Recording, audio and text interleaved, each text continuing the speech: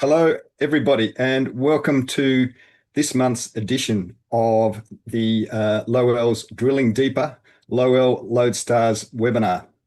This week we have a very special guest, a great friend of the Lowell Resources Fund in Paul Roberts. Paul, welcome, and a really warm welcome to you. Thank you for coming. It's a pleasure, John. Thanks for having me. Great. Okay, so my name's John Forwood. I'm the Chief Investment Officer of the Lowell Resources Fund. I'm sure we're going to get some great insights into some big discoveries that have been made in Paul's career, but it's not financial advice. We're going to turn it over to you just by brief introduction.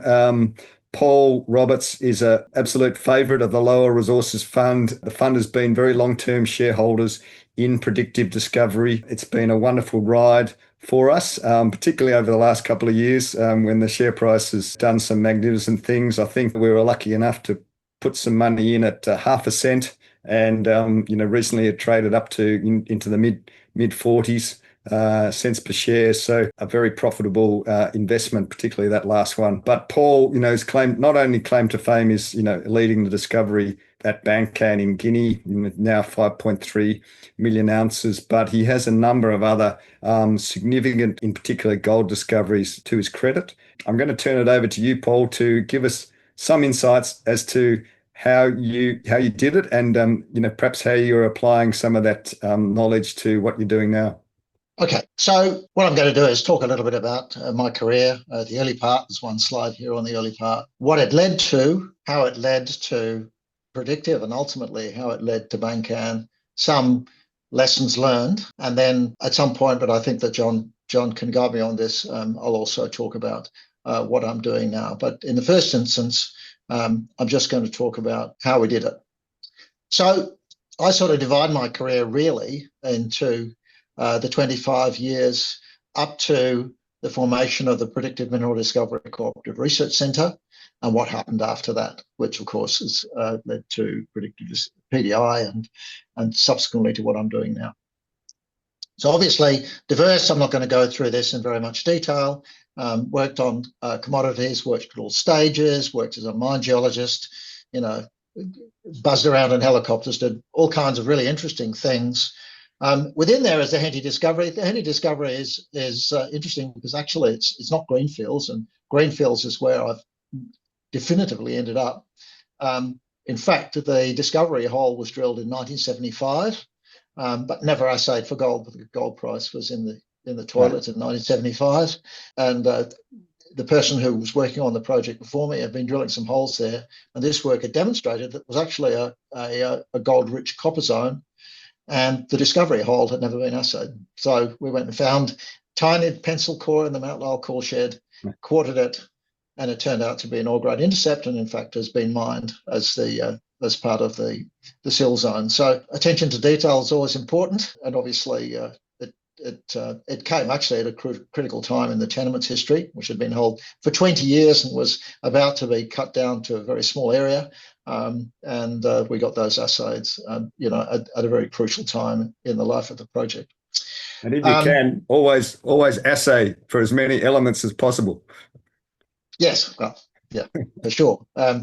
Anyway, and then the only other thing that I'll mention in here is when I was working for Pasminco, I ended up being effectively the chief geologist of the company. The company was transitioning into greenfields exploration from being a brownfields explorer.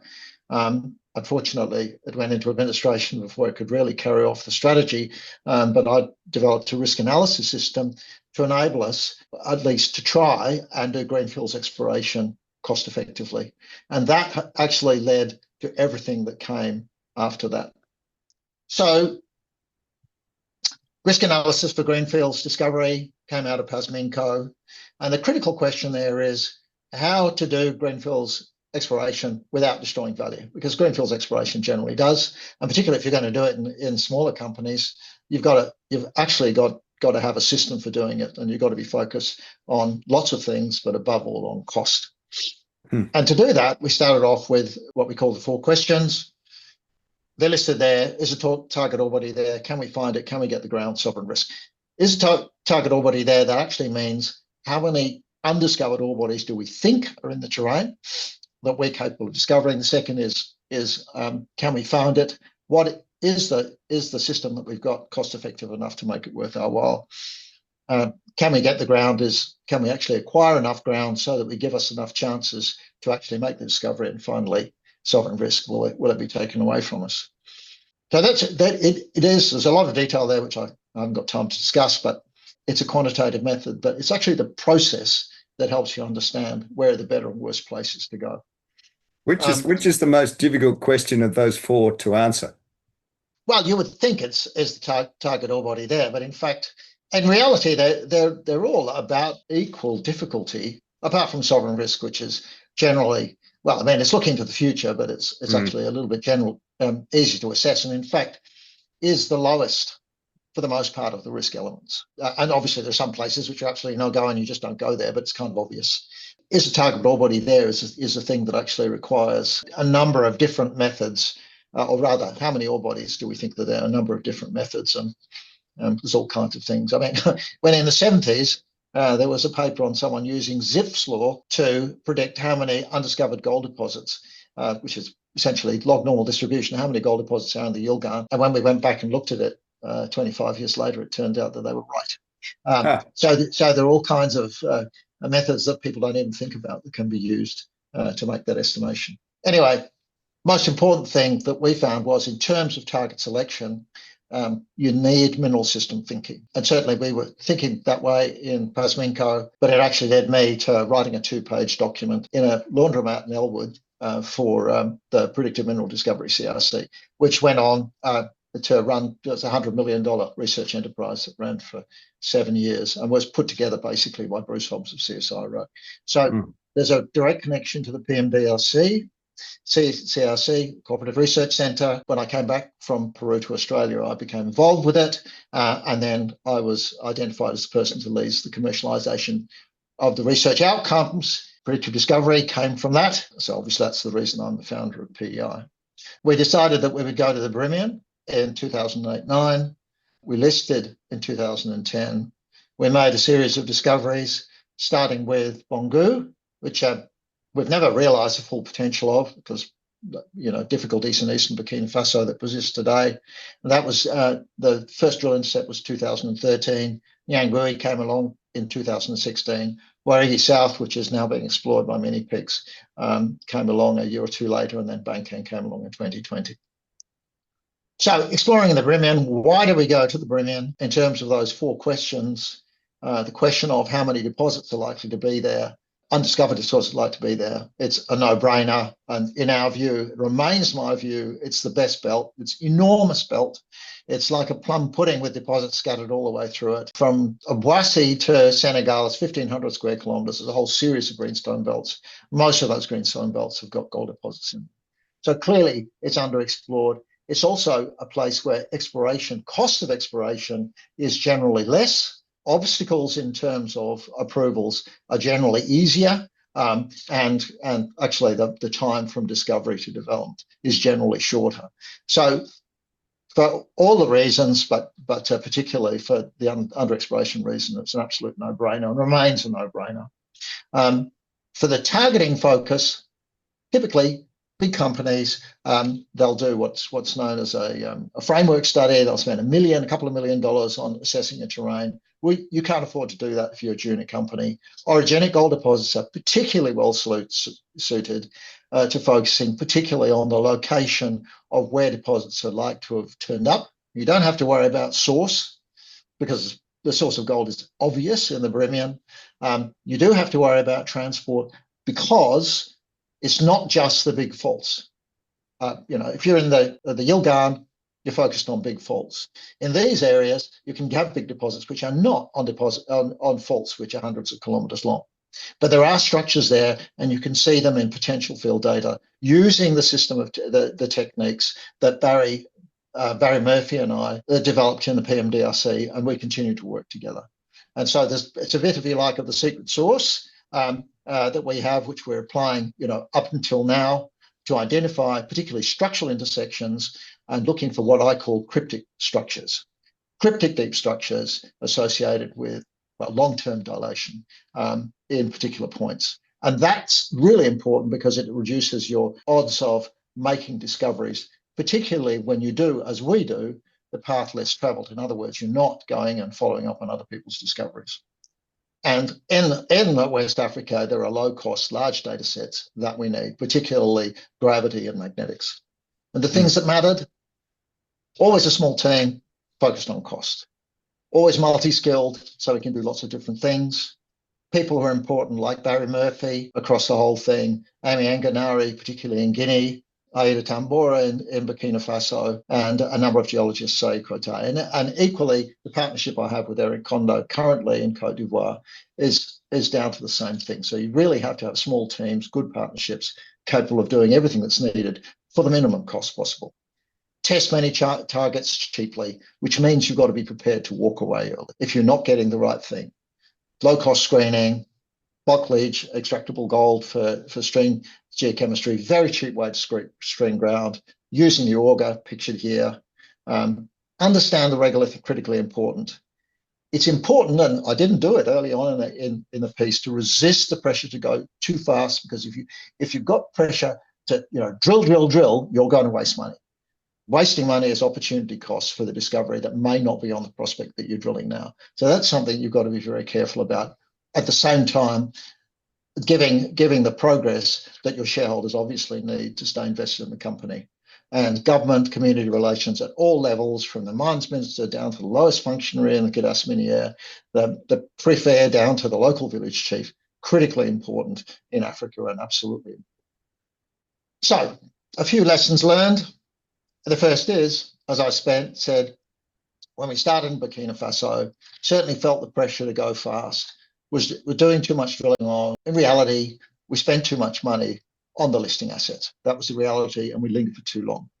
And we didn't have enough targets because we came into Burkina at the wrong time. So arriving at the right time when there's opportunity to acquire ground.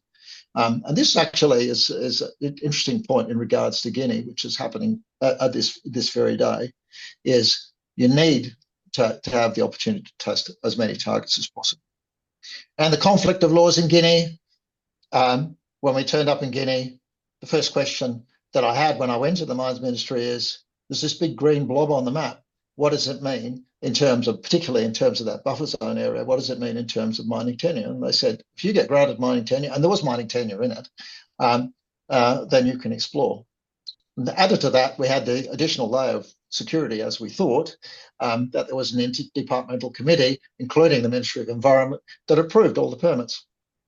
In fact, the Mines Ministry hadn't invited the Ministry of Environment to go there, so there was never that overlay, which of course we weren't aware of at the time. And then finally, when the thing blew up, and it became clear that there was a conflict of law situation, meaning that the Mines Ministry was within its rights to grant us tenure on the area and give the guarantee that we were going to go through for mining, and the Ministry of Environment had another set of rules. So you can resolve a conflict by the government suing itself, but that was never going to happen. However, obviously, it created a significant concern within the investment community, and that's really unfortunate. But the counter to this is, had we actually examined that further, then quite possibly we would never have explored there, despite the fact the tenure was available, and somebody else would have made the discovery. So, in the end, I think the investor won, but certainly it was a lesson learned for me. Some positives, obviously, we survived. They're really important, I mean, I was running that company for 14 years. Pretty hard to do that. And the reason we did that was we had supportive shareholders, not least, in fact, probably one of the most important shareholders was Lowell, who came in the seed funding before we even listed and supported us all the way through. And that's because, I'm pleased to say, without trying to be egotistical, the people believed in me. And I'm really grateful for that. And I'm really grateful that I've been able to return that in kind with a big discovery. And obviously we found Bankan. And I suppose the other important thing is we stuck to the knitting. We stayed with gold. We stayed with the Briman. We lingered on some projects for too long, but we did keep moving. And because we kept moving, because we got in progressively better areas where we could acquire the ground we wanted, that hadn't been picked up by someone else, because actually we realized that granitic ore bodies, granitic hosted ore bodies, are the ones that are least likely to be found and can be very, very good for development. We got better and better at it. And I certainly believe that in the two companies I'm involved with, DeSoto and Famien Resources, respectively, in Guinea and Côte d'Ivoire, a lot of those lessons have been learned, certainly by me and the team, the team around me, that we can be much faster to the goal than we were in predictive discovery, as we've learned from those experiences. So obviously we found Bankan. A few key lessons. The first is kiss a lot of frogs. They've got to be high quality frogs, because you've got one of them to turn into your prince, and the targeting is about having high quality frogs. But you cannot assume that because you've got a couple of targets that you're really excited about, that it's going to be where the ore body is. You've got to keep learning. Geologists, unfortunately, tend to be a little bit romantic about their prospects. Sometimes they get really stuck on a prospect because they believe the next hole is the one that's going to give them success. You've got to be very hard-nosed about this. It's, there's no room for romance in exploration, and you've got to be focused about cost, and particularly the opportunity cost of lingering for too long on something that's not delivering until you go to the next. And my rule of thumb is we're in the business to find 2 million ounce deposits, not smaller. 2 million ounce deposits gives you traction in the market, enables you to have a chance of actually bringing the thing forward to production. It's a rule of thumb that's different in different places. But for me, even now with the elevated gold price, 2 million ounces is the goal that we've got. Never waste money, stay in cheap hotels, fly economy, do all of those things that you have to do. And have crappy offices, frankly, rather than getting something flash, because nobody's interested in any of that stuff. The only thing they're interested in is you delivering discovery. And the leaner you are, the more chances are that you're going to get it. And penultimately, granitic host rocks. This is the first discovery that we made in our own right, which is Bongo in Burkina Faso. It's still significant potential at depth with this. Nice grade, even grade distribution. Not very many artisanals on it when we turned up. And that's because it was disseminated and disseminated gold and pyrite. Perfectly good metallurgically, but not very good for artisanal miners.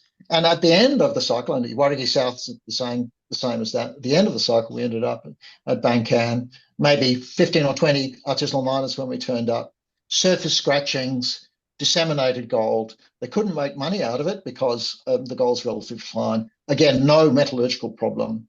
And indeed, those kinds of targets are not the targets that attract the attention of a lot of juniors because they don't have tens of thousands of artisanal miners on them. In contrast, sometimes the things with tens of thousands of artisanal miners on them turn into great deposits. And in fact, the early phase of discovery was all about those kinds of deposits. However, a lot of them are quite nuggety, which means for an artisanal miner, he's a miner there because he wants to win the lottery. So he wants to get a lump of gold, basically. But those deposits often don't have good continuity.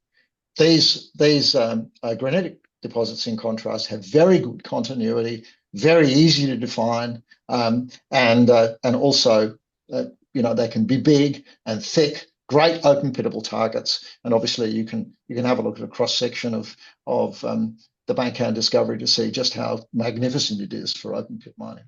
And finally, persist. Yep, lots of ounces per drill meter, if you get onto one of those nice big disseminated granitic hosted deposits. Absolutely. Paul, I think go on to your existing projects. We'd love to hear about it. That the Lowell Fund is very pleased to be shareholders in both of your current companies. So we'd love to hear what you're up to. Okay, so I'm chairing DeSoto Resources. We landed back in Guinea quite recently, a little bit by accident, actually. What happened was Famien Resources, after he left Predictive, went back to Guinea and started acquiring permits in his own right. He ended up with a nice package of ground, largely in Seguri Basin. And when you have a look at the map, you can see that there's multiple targets there, which is, of course, in terms of the methodology that we've applied is very good. We were, some of us who are associated with DeSoto were putting our own money into his enterprise and looking to backdoor it into a shell. And around Christmas last year, we decided that given the strength of the gold market, given the collective expertise we had, given the fact that Amy obviously likes working with us, why not get the old gang together and have another crack? And so that's what we did. And that's why we're in the Sagiri Basin. It is interesting, there has been a bit of concern just recently about the ministry removing permits from various holders, particularly from the northern PDI ground, but it's more widespread. However, I'm not quite sure what's going to happen with that PDI ground. I think it's under appeal. My view, and it's a personal view without any real knowledge, is that ground will be retained by Predictive. But the process they're going through is actually a good process in general, because what they're looking is looking to take ground off people who are not performing, not following the rules, and making ground available. So that represents for us as effectively newcomers into Guinea the opportunity to actually acquire more ground and therefore get that collection of frogs that I was talking about before that we can go and kiss. So, yeah, I mean, we're very excited to be there. It's early days. There's lots of evidence of gold in the area. We've run the ruler over it using the same technique. That is, myself and Barry, we have a little company called Tier 1 targeting. So we've been through a process like that, and obviously that's for the benefit of DeSoto and Guinea. Yeah, we're very excited to be there, and there's definitely a lot of opportunity to go there, and we are going fast. But we're going fast in a careful, cost-effective way. We're not rushing in and doing RC drilling before we're ready. So, we're doing the geochemistry. We're moving on to the power of it, using the low-cost techniques, underexplored areas. We're running blank surveys over. So I'm very pleased to be doing there, and it's absolutely in our wheelhouse. And then the other thing that I'm doing, and I'm not showing where the permits are on this geological map of Côte d'Ivoire, and that's because it's a private company. We are in the process of acquiring ground. It's very important for us to protect our competitive position. So we don't have to talk about it in public, and so we're not. But we do have the background is it's a privately funded company. Lowell's an important shareholder. I'm a shareholder, and then the largest shareholder is Eric Kondo. He's probably the best known mining lawyer in Côte d'Ivoire. He's negotiated on behalf of mining companies most of the conventions that have been coming through over recent years. He put together a large ground position between us. We selected ones that we wanted, particularly ones that we favoured, that is the Tier 1 group, if you like. We put them into this entity. It is a large ground position. We're looking to build on that. But we're also actively exploring and screening the ground, again, with very low-cost techniques. So the key people there, apart from Eric and myself, Barry Murphy. As I say, we have this group, Tier 1 targeting. And this is also a time of opportunity to acquire more ground. The ministry there has been taking some ground away from parties that haven't been performing well. So that represents opportunity for us. And we're also talking with third parties about acquisition deals. We're hoping to bring this to the market either through an RTO or an IPO in the next 9 months, sooner than later if we can. But we're funded until the end of the year to do the work, or certainly for the next 3 or 4 months, to do the work that we need. So we don't have any immediate need for funds. Plainly, we'd like to get it to market at this time because the gold market is going so strong, but we have to be ready to be drilling, at the very least doing auger drilling on multiple projects before we get going. So that's what's going on now. And again, I'm very excited by it. Again, it's absolutely in our wheelhouse. And again, I believe because of this time of opportunity, we are going to be able to get from where we are to discovery in a much shorter time frame than we did for the life of PDI. Oh, great. Thank you, Paul. Yep. Both of those companies, Famien and DeSoto, super exciting and hopefully on the verge of big things. We've got a few questions that have come in. First one, I think, might be from Arnie Getz. Just a question on use of technology in exploration, and particularly gold exploration. He gives the example of ultrafine fraction geochem sampling. Paul, any comments on how you're using or not using modern techniques? Well, certainly ultrafine gold is absolutely crucial for us, and that's because we're using a method that's similar to what I would say the Newmont Bleg method, and absolutely, I mean, when you're doing Bleg stream sediment sampling, you have to get reproducible results because for a 5 to 10 square kilometre catchment area, you've got one sample. And to do that, the sampling statistics require you to have ultrafine material to do that. You're using flocculants, you're taking clay fraction, and the reproducibility of those, the field, we always do field duplicates, and the reproducibility is very good. So certainly we do that. In terms of other things, I mean, plainly we use potential field data a lot. But I would say that because we're looking, for the most part, we're looking for deposits which actually have a surface expression. The thing that's most important to us is geochemistry. Obviously, starting with Bleg stream sediment sampling and other methods, we are very attracted. We're not doing it yet, but we are very attracted to using this 3 ppb. This on-site Yep. gold analysis methodology. And so we are investigating that, and so you can get real-time gold results coming through. It means that you can do progressive stages of geochemical exploration in the same place without having to wait for a lag time for the laboratory to assay the samples. We are actually getting, DeSoto's getting very good turnarounds currently from the laboratory in Guinea, but that kind of methodology. The thing about gold is that gold itself isn't really detectable by geophysical methods, and so if you've got pyritic mineralization, you can use induced mineralization. Of course, there are better sensitivity of methods, 3D IP and so on, that are available to us. But I would say that it's very much at the geochemical end that we're interested in innovation at this point. Good. Next question. It's relatively early days for DeSoto's journey in Guinea, but at this stage, are you feeling like you're ready to zero in on any particular target which is lighting up for you and Barry, or should we be thinking about the current work as being more reconnaissance across the broader portfolio to see where you want to start focusing? Well, we're certainly getting encouraging results, but I think it's fair to say that focusing specifically on any of the targets that we have now and saying this is definitely be a winner, it's far too early to say that. There's gold in all of these places. The critical thing, of course, is do we think that we're going to find gold mineralization? Yes, of course we do. Do we think we're going to find the scale that we need? We simply don't know that yet. And that's why we have to be prepared in exactly the same way as in my little talk, is we have to be prepared to test multiple targets. Will it turn up in the first 3 or 4? Obviously, we hope for that. Can we guarantee that? Obviously, we can't. But what investors need to be confident in, I think, is that we've got enough money in our back pocket to test multiple targets, and we know how to do it really cost effectively in the space, hopefully over the next couple of years. Ideally, in the next 12 months, we're going to get onto something that is really going to be stepping us up through the stages of discovery, which is what. Another question, I think you probably touched on it, but hi, Paul.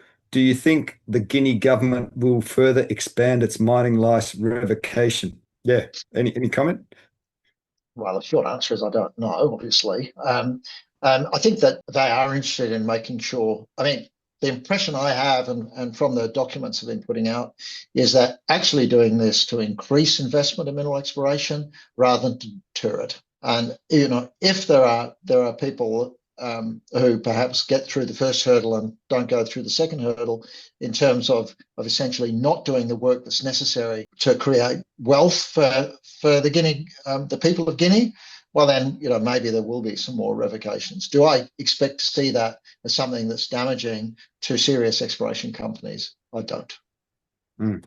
Yeah, definitely sounds like there's a silver lining, if not a gold lining to what's happening at the moment. Thank you, Paul. I think we're probably running pretty short of time. I've got a few questions, but I might have to save them for another time. Thank you very much. I really found that fascinating, Paul. Thank you. Some great insights, particularly about cost and doing things cheaply.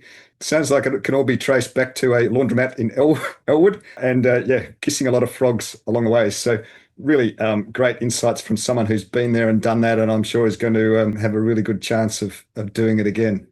Just a note about our next webinar. We're going to have someone who's very close to home, Mike Hudson from Southern Cross Gold, talk about the discovery, the discovery of Southern Cross at Sunday Creek, just outside of Melbourne. So look out for the opportunity to register for that. And I'm sure Mike will have some interesting insights as to how he's gone about his exploration and leading that company.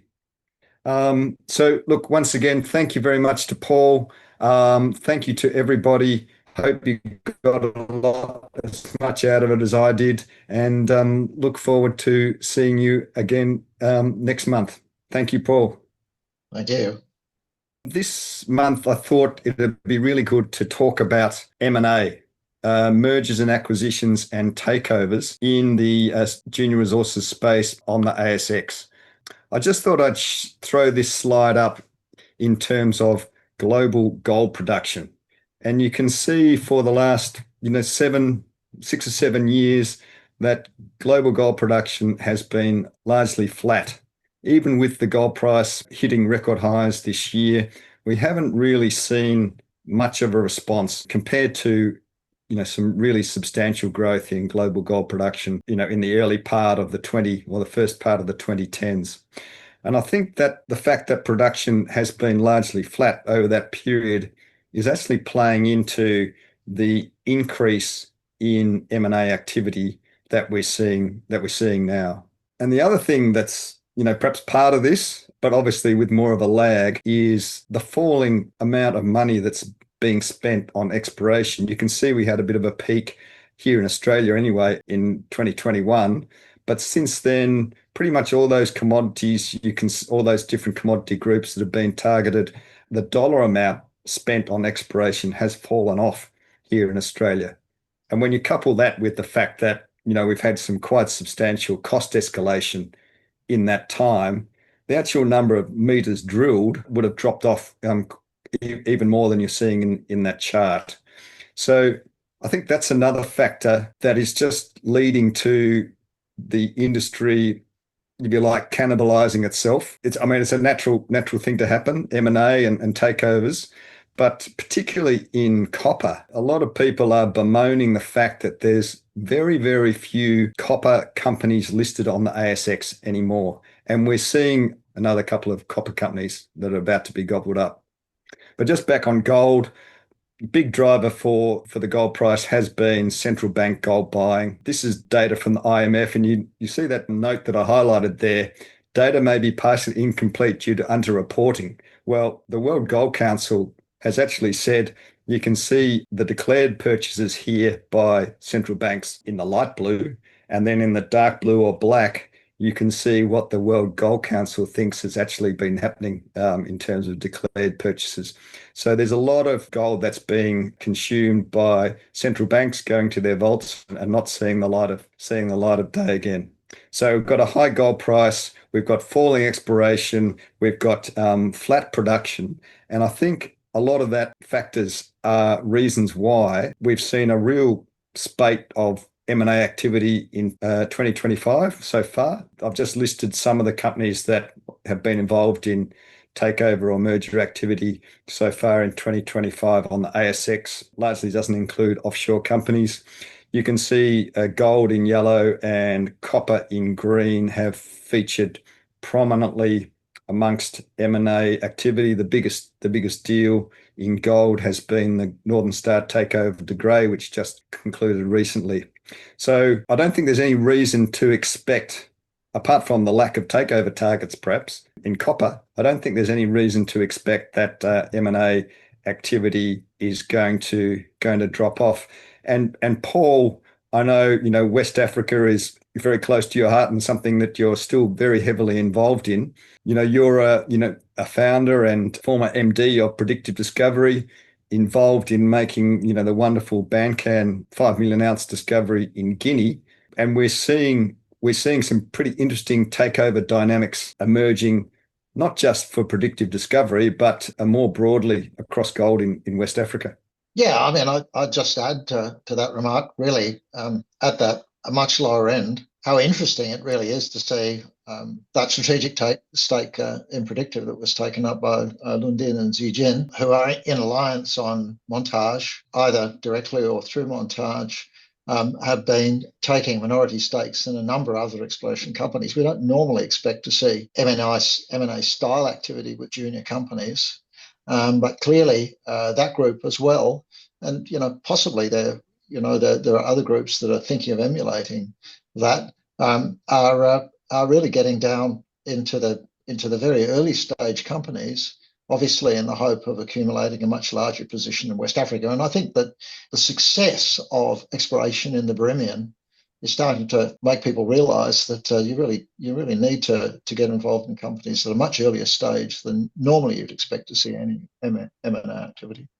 And I think, West Africa, obviously it's not just a single jurisdiction, but there are some really attractive places to go exploring from a geological and from a jurisdictional point of view. And I saw some interesting data the other day, just noting that actually in terms of ramping up a new gold operation, West Africa has performed very well as a general rule in terms of starting new gold mines, whether that's because there's a lot more oxide ore still to be treated in West Africa, or the logistics perhaps are slightly easier or something.